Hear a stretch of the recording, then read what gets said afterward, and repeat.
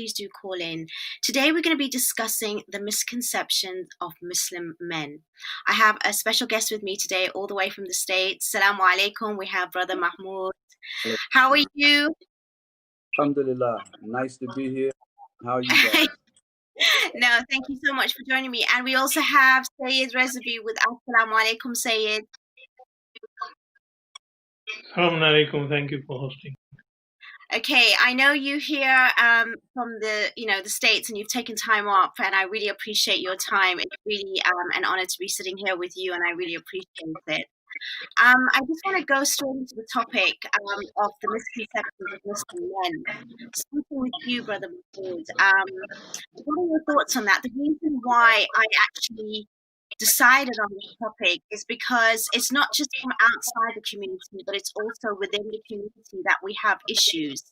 That Muslim men, for example, are not necessarily, I am generalizing here, of course, but Muslim men are not necessarily the most favorite for women, especially in the home, or whether or not they are expecting some sort of standard or a place for women.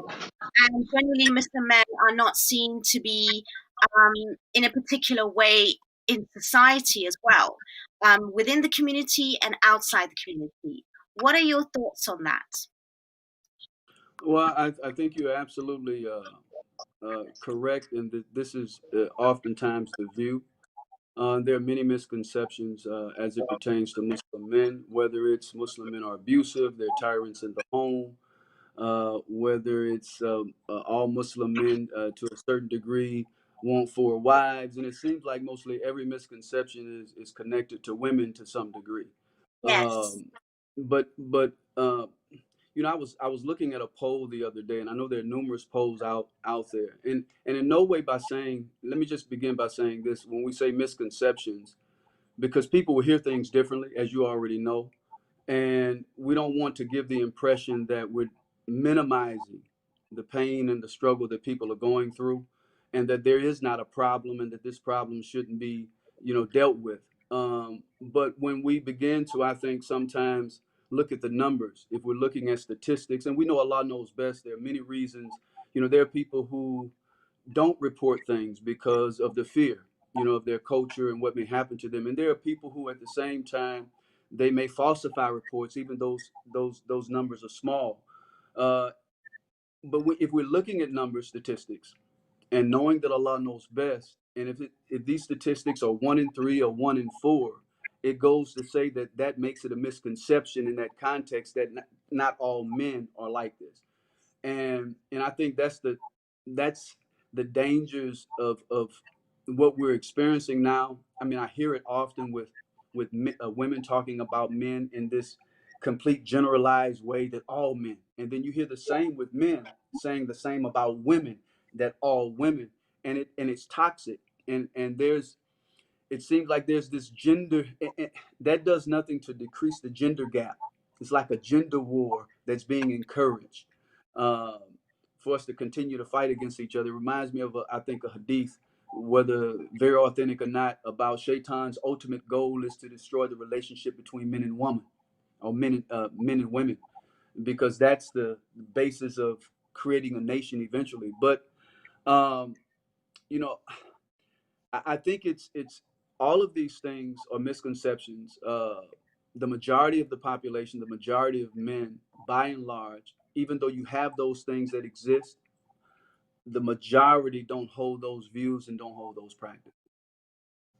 Absolutely. I love that introduction. That was brilliant, actually, because it does highlight, firstly, as you said, that it is mainly when it comes to the gender roles, and it's always seen as Muslim men looking down upon women, oppressing women, being demanding, unfair, and having an expectation which is less. And I think it's an increasing problem because women are stepping up in the world and their roles have changed, and maybe men are getting used to that. So that could be part of it, because it's not just from outside the community. I do feel that unfortunately, I'm hearing a lot of women even saying, I'd love to, if given the chance, marry outside the Muslim community because they seem to have a better mindset, better understanding.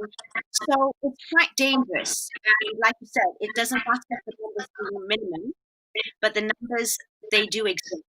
And that's why I like to raise these topics, because again, if there's a spark, it can cause a fire. So we want to take away that spark.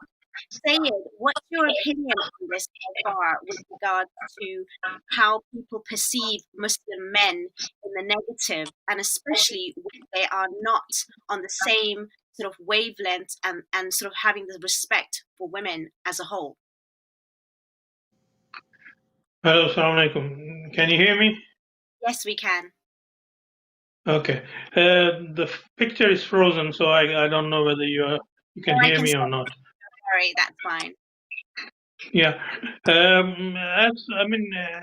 I think it all depends on the cultures, and in this matter, the culture has taken over Islamic teachings.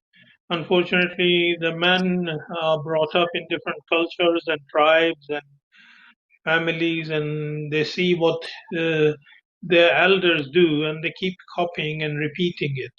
Although in the modern world, we are living in the global village, but the problem with that is Muslims are not that strong in promoting the Islamic culture, like Hollywood or Bollywood cinema or Nollywood, whatever you say, are which are based on non-Islamic culture, is giving the examples for the future generation, which is wrong. And I think we need to invest a lot on the media side. Hmm. Muslims need to work in presenting the family shows and programs and discussions and soap operas and all these things based on Islamic principles and teachings, so people can learn from those. And beside that, the mosques have a great responsibility and duty to take care of this side. And we are also witnessing now many intercultural marriages, which is good, but it only works if you are willing to accept Islamic culture rather than your own culture in the family.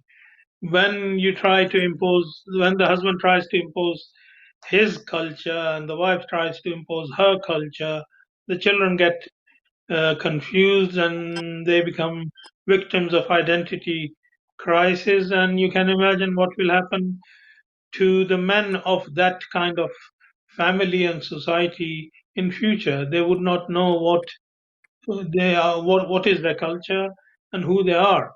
So Islamic side has to be strengthened to develop a proper culture. Absolutely, Sayed. I mean, you've raised so many points there, which I think is so important to continue with. I mean, Brother Mahmoud, what is your opinion? I mean, from an from a perspective, from a man's perspective, you see these misconceptions because you are sitting with the men. You hear what they say. You know what they speak about. Is it what people or women perceive Muslim men to be? And who is responsible? Do you think it's culture? Do you think it's the family unit? Do they have to have Muslim fathers in the home, for example? Not everybody has that Muslim father in the home or a role model, especially as a revert. But even if you are coming from a revert family, if the father's not there, they're not present, you can still, um, you know, build yourself if you have a particular character to learn the role model that you need to sort of be. What's your thoughts on that?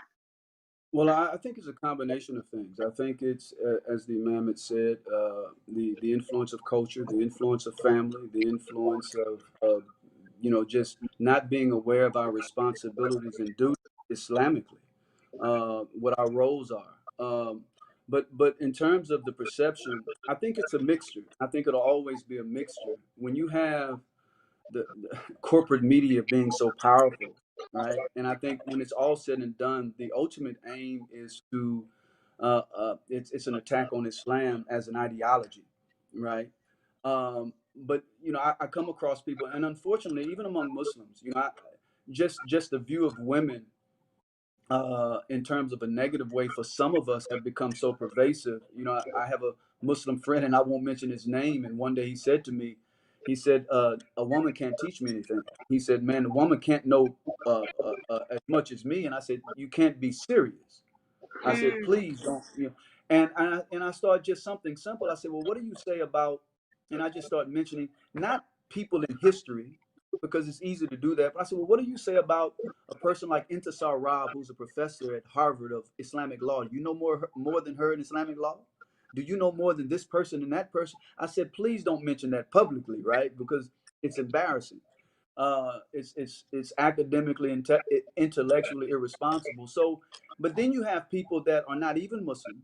I come across this guy the other day, and he said, "Man, he said everything you guys represent." He said, uh, he said, "I love." And he started talking about Malcolm. He started talking about being responsible, how you honor and you protect your women. His views were totally different. Um, and so I think it's a mixture of how people perceive it. Um, and I think most people who experience Muslims in their life, it's like when 9/11 happened, right? This attack against Islam and Muslims emerged. But what they didn't tell you was that more people went and bought Qur'ans and became Muslims during that time, because people are interacting with Muslims every day. They see relationships, they see how you are. And the media tells one story, gives this impression that this is the way it is. But in everyday life, people say, hold on, man, what I see is different. The Muslims I know are different than what you're projecting on the media. And so I think you'll find that even though there's a mixture, I think there's an overwhelming perception that because we live in these societies and they see us every day, that people leave with a healthier perception of who we are as opposed to a negative perception of who we are, if that makes sense. No, absolutely, that makes sense. And you do highlight it from a macro and a micro level of, looking at it from how maybe media or how we are perceived in general from, external factors. But we also want to look at internal factors when women, for example, or even other men, are, like you said, hear these kind of comments. And at the end of the day, unfortunately, it was about, sort of how women are placed in society and where we should be placed in society. And I don't want to make it just about genders. It is also the responsibility of men and women now within the household has totally changed, where women are financially independent or they on par.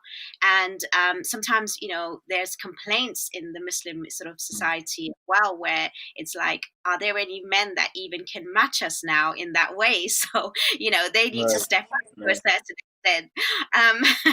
But right. regardless of that, okay, I just want to ask the Sayed, if you can hear me. Um, where do you think the responsibility lies with regards to giving this kind of teaching? We do have lectures regular, we go to majalis, we have family homes. Do you think that the family unit, especially with two parents working or maybe, separated households, do they play a part and a role? To what extent, do we need to take more action, especially for this generation that we are more and more exposed to the Western world and society? Sayed, can you hear me?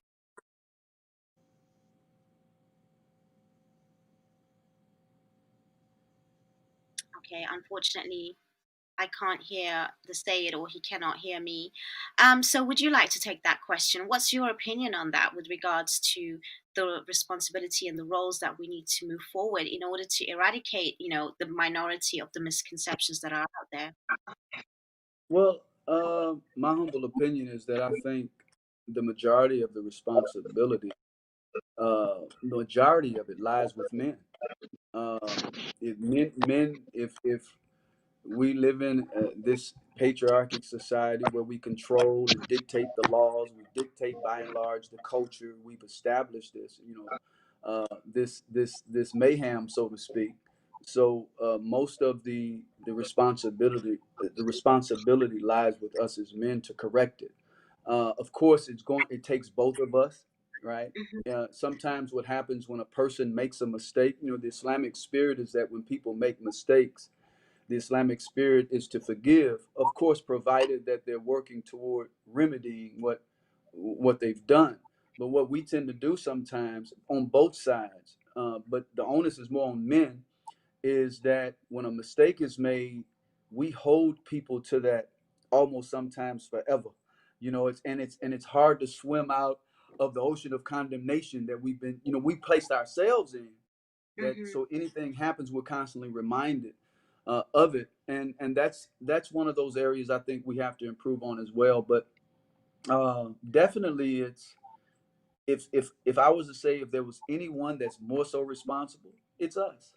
It's us. We have to correct it.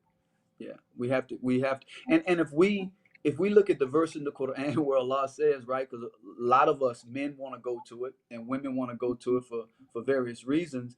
Well, Allah has made the man the protector and the maintainer, the supervisor, right, because he spends of his wealth for the woman X, Y, and Z. It doesn't mean that we should be dictators, right? There's always consultation with our spouses. There's support. I mean, Islam has never condoned being a dictator, but if this is who we are and we're supposed to be these leaders, then we have to lead also in this area. I totally agree with that, and that's a really good perception, actually. A lot of the times we put the blame and the responsibility on the other, but I think you've highlighted something very important there that, as men, they do need to take control, and they do actually already possess that control and, that sort of way of being already, which they have the platform already, so they can if they wish to. Sayed, can you hear me now? Unfortunately, he hasn't contacted us yet and connected. So we will continue. I do apologize for any technical difficulties. However, Brother Mahmoud, you are all the way from the States and we've got amazing connection. Alhamdulillah. Where are you based MashaAllah. at the moment? I'm in New York. I'm doing some training while I'm here. I've been here. I'm going on 2 months and may have to leave here to go to North Carolina. Okay, well, we do know you as being a former NFL player, the basketball player. And unfortunately, I'm not very aware of the sport, and especially being in Britain, that's not our sport, unfortunately. So I cannot question you Okay. more than that. Maybe on another show. But what I want to say is, it's obviously male dominated, and you being a Muslim, and how do they see Muslim men, and what is it like being a pro athlete and being a Muslim male, and what are the misconceptions there? How do you manage that? I missed you. How do who see Muslim men? How do you sort of manage being a pro athlete and being in that sort of like environment around other men? I mean, especially being in a sport like that, there's a lot of pressure. So, how do you maneuver amongst the macho man and sort of being the Muslim male that you want to represent for yourself? Well, I mean, it's definitely a challenge when you live in a society such as this, where Muslims are pretty much, if you're looking at the faith perspective, we're a minority. And even though there's this notion that there's a freedom of religion and a freedom of speech, when your politics don't coincide with the politics of this nation and you think differently, you act and you walk differently, not arrogantly, but just differently. You have different views. It's especially as a black athlete, you take social and political stands, you wear your religion on your shoulders. Uh, this is not something that's necessarily embraced, even though they may verbally say we have no problem. But I think Waldo Emerson said, "What you are speaks so loudly in my ears, I can hear words you say." So the way sometimes the decisions that they make in relation to us is a little bit harsh and challenging. But you know, the way I do it is I'm constantly trying to remind myself of what Allah tells me, the example of the Prophet and his family, the struggles that they've gone through, how they maintain and sustain their faith, and that this life that we live in, Allah tells us from the get go, He said, I created you in strife and turmoil. And he Yeah. also says that most surely will I try you, but for those who are patient through adversity, all right, will become successful. So this is how I try to deal with it and just constantly stay firm. And it's just look, this is what we embraced when we became Muslim. You know, all the prophets, all of the imams, no one ever said that this was going to be totally easy. That's impractical. You know, and it said about the prophet that this message was so strong it almost broke his back. So this is a part of it, and I think about these things to keep me grounded as much as humanly possible. Okay, thank you so much. You know, the show's gone too quickly, unfortunately, so we're going to have some Yes, final thoughts. I will definitely have you back, most definitely. But inshallah. sorry we lost you there. Are there any final thoughts for any sort of advice for people that are struggling with their Muslim young men to bring them up to the way in which we need to have role models today? Can we have like a minute's, sort of like a review as to how we can actually, put something forward for families out there to raise young Muslim men so that we can take away these misconceptions and we can actually represent what we should.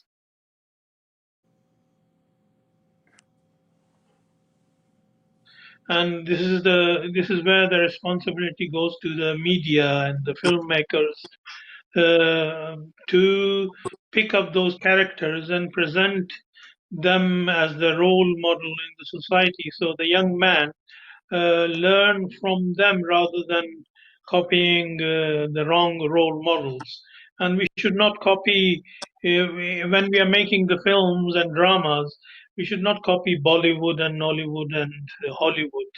We should have our own themes. We should have our own way of thinking that should be presented. Thank you. Absolutely. We do need to obviously understand where we have to place our values and what the influences are so we can be influenced in the right way. What would your takeaway be for anyone struggling as a Muslim man today, especially in the younger generation, with so much influences out there, so that they can actually be their better self and represent their faith as well as great in today's society? Could you hear me, Brother Mahmoud? Oh no, I missed it. Sorry. Okay. So, what would your last words be to maybe give some guidance to a young Muslim who is, influenced by today's society but wants to maintain that as well as their faith? Well, I mean um, the general uh, uh, points that we normally make, I think, uh, and I know it sounds generic. I would really say if Islam is what you claim, right? It's very important. We read everything else underneath the sun. We read novels, we read books by other authors, whether they're Randall Robinson, Noam Chomsky. But if the Quran for us, we believe is infallible, it has an answer and an antidote for everything, we have to begin to engage it, right? We have to begin to seek out the Quran for answers, to seek out those examples of those who came before us, whether it be prophets, whether it be imams, whether it be extraordinary individuals who stood for something, and begin to read and engage those things to the point that we engage everything else. And I think the more we engage it, it become internalized. And then surround ourselves around people. Like if you're trying to be an activist, if you're trying to be moral, if you're trying to be intelligent, they've done studies that hang around those people who are doing those things because there's a greater chance that it'll rub off on you, right? And we have to, Allah says in the Quran, be in the company of the righteous, right? Don't take as your bitana, your inner clique, those who are not of your kind. Not that you're not to be cordial and have dialogue, but if I'm trying to be something, I want to associate myself with people that's going to challenge me and keep me grounded. And so this is a couple of the things that I would say in order to keep that momentum going. Absolutely. I think that's wonderful guidance. And like I said, unfortunately, the show has gone too quickly, but I think we've highlighted some really important points. And I want to thank you personally, Syed Rizvi, for being here. And of course, my prominent guest as well, Brother Mahmoud Abdul Rauf. Thank you so much for your time. I know you're very busy. Mhm. And good luck with the next game and coaching and speaking. And I wish you very, very well, inshallah. Mhm. And we hope to see you soon. Thank you so much, dear viewers, for watching. And inshallah, we've highlighted some points to actually help with your awareness and greater knowledge. And we will inshallah see you next week with another topic and show.